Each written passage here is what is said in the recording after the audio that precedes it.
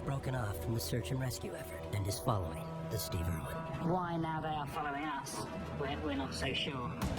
The Sea Shepherds may get a chance to launch a final attack on the Japanese whalers before heading to port.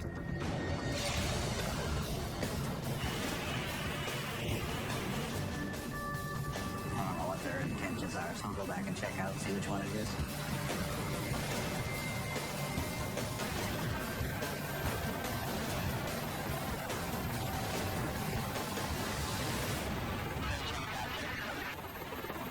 Helicopter bridge, go ahead.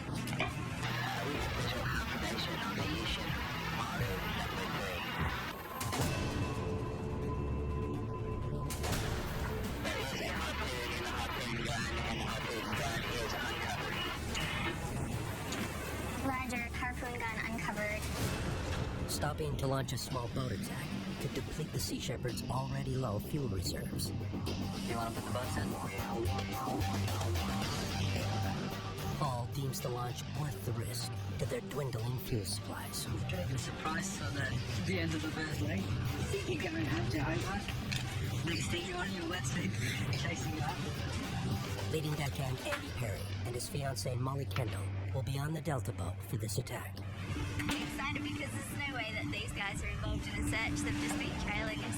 So if we can stop them from working on this Harpoon ship, we already have one left, so that'll like half their quota from now on. Ready for battle. We got 6 balls to be turquoise and 6 of the splasher color in red. Tell them to concentrate all of that on the harpoon. Concentrate all of it on the harpoon. Yeah. Make the whole harpoon area messy and stinky. Here we go, red. Paul wants all of them concentrated around the harpoon, so even though we're going to have to leave this area, then hopefully it'll make it possible for the dead work up there.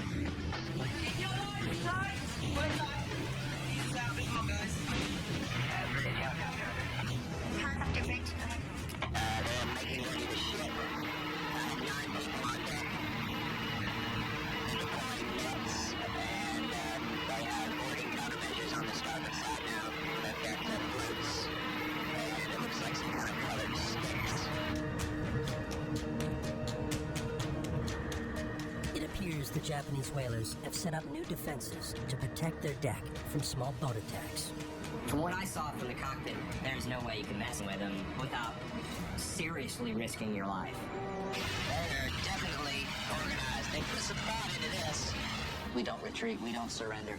We just continue to persist in doing what we're doing. So there's nothing they can do that can stop us. They know that we're coming, and they're going to see us coming, and they're going to have every single person out on deck waiting for you. The days of them hiding inside and just waiting for us to finish our business are over. The Sea Shepherds are now getting one last chance to attack the Japanese whalers.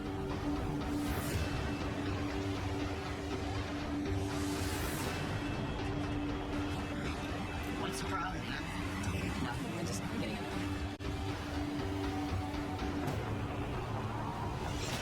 Please agonize, guys. Please agonize. Agonize. Slow. Why does it take so long? You put the hook, you pick it up, you put it over the side. Helicopter bridge, go ahead. Just change your course.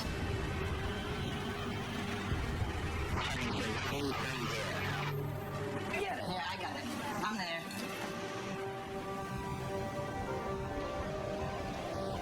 Hey, this is as good as it's gonna get. It's gotta go in now. We need to get the fast boats in the water as swiftly as possible to be able to stay with the Yushin Maru number 3. You're in gear! You're in gear!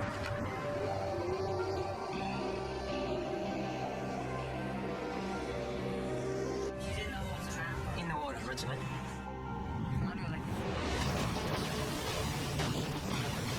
With the Yushin Maru's unexpected course change, there are now miles of rough sea between the small boats and the Japanese harpoon ship.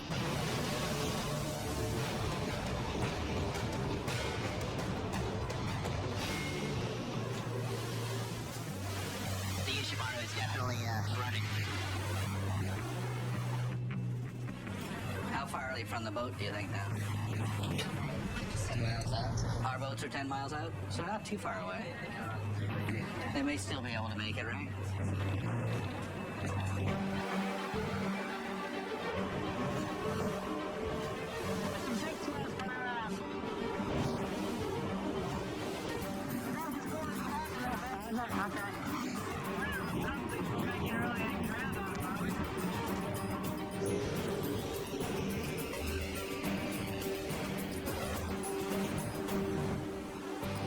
Too far behind to even see the Harpoon ship.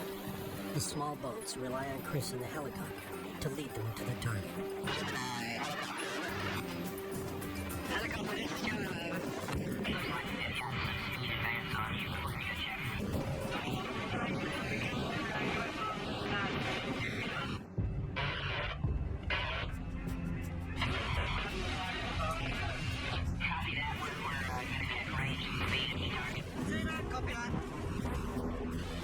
The Southern Ocean's rough conditions continuously toss the small boats against the water's surface, and the massive swells limit their speed.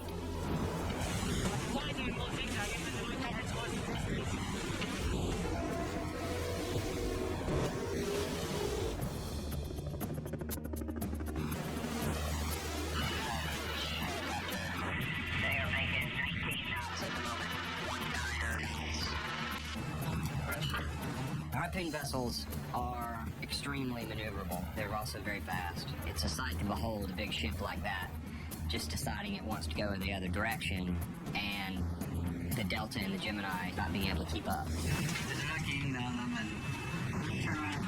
Yeah, we don't want to spend the next 10 hours chasing these guys over the runs. With the Harpoon ship pulling away, Paul is forced to concede that the day is lost and calls off the action. All right, we'll have to call it off today, Chris. Gemini. Helicopter, this is Cancel the mission and return to the ship. Roger that, we're changing course now.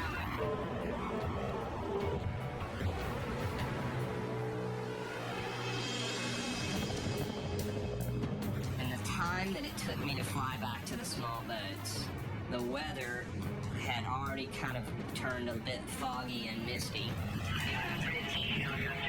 Visibility dropped down to about a mile, and the ceiling is about 400 feet. Bridge company. The cloud base was basically almost to the water, and the snow turned incredibly heavy. So much snow that the bubble in the aircraft was starting to collect snow. The visibility is dropping, so we need to get these guys back.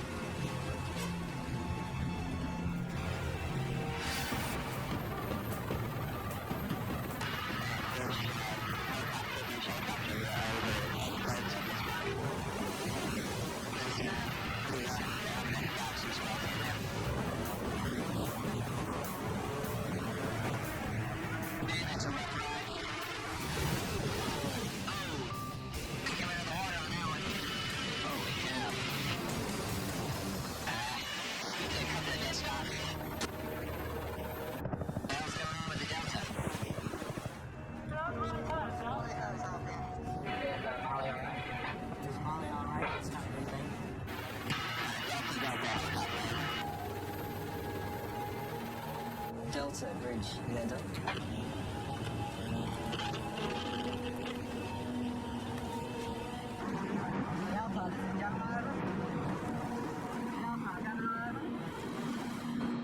Delta bridge, helicopter.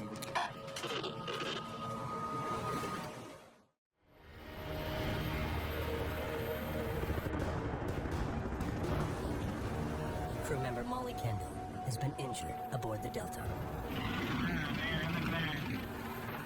At the wheel is her fiancé, Andy Perry, who has brought the small boat to a standstill in the middle of the Southern Ocean to assess her injuries. The Sea Shepherds on the bridge wait to hear word.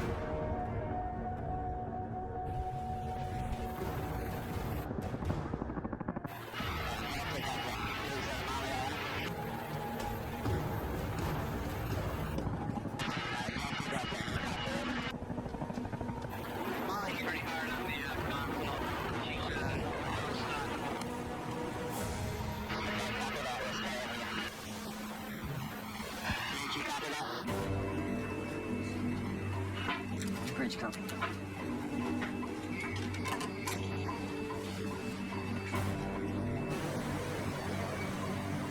Molly's head come down really hard, or her whole body, but then watched her head just crack.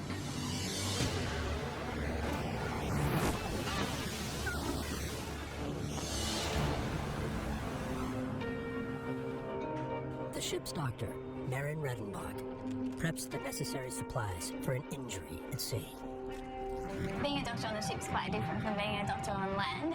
We're all aware that things can go wrong. It could actually have quite serious consequences if they don't get to medical treatment on time. Helicopter bridge. Okay, go ahead. Everything okay out there, Chris? Let me get a little closer to him and I'll let you know.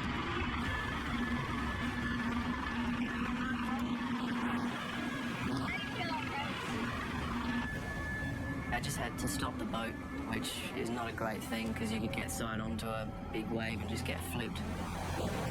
And just at that point, Molly said that she was having problems breathing. I was pretty eager to get back to the ship and get her on board and the doctor as quickly as possible.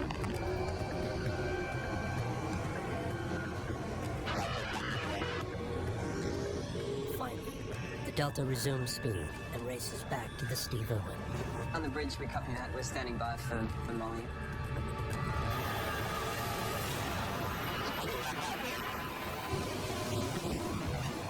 So if someone comes out of the boat at that speed, they can actually do themselves a pretty serious injury, including spinal injury.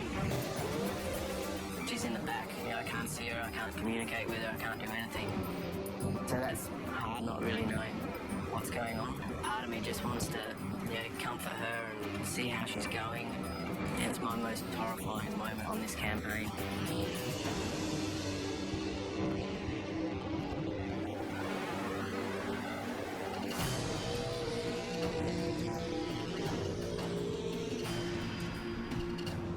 Molly is rushed aboard the Steve Irwin to receive medical treatment, while the small boats wait to load onto the deck.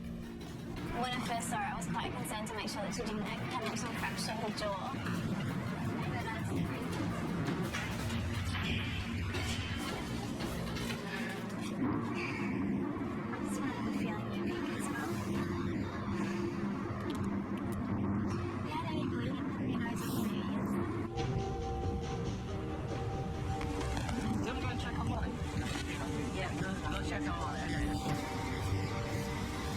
First thing I did was try and find Molly. I knew she'd be with the ship's doctor, but I didn't know where that would be. When I got to that place, I was told she wasn't there and to go and try somewhere else.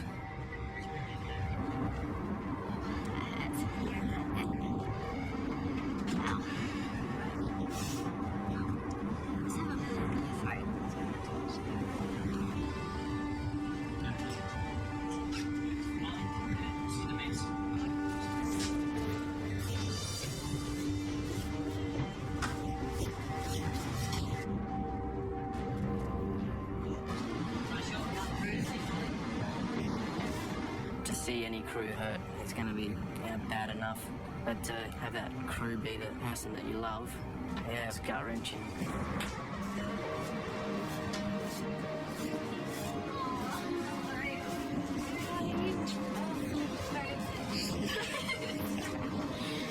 You okay? Yeah, good. That's like so much fun. It took me a while to find her, but when I did, it was just instant relief, I guess, because I could just see that she was in good spirits. I could tell she was okay.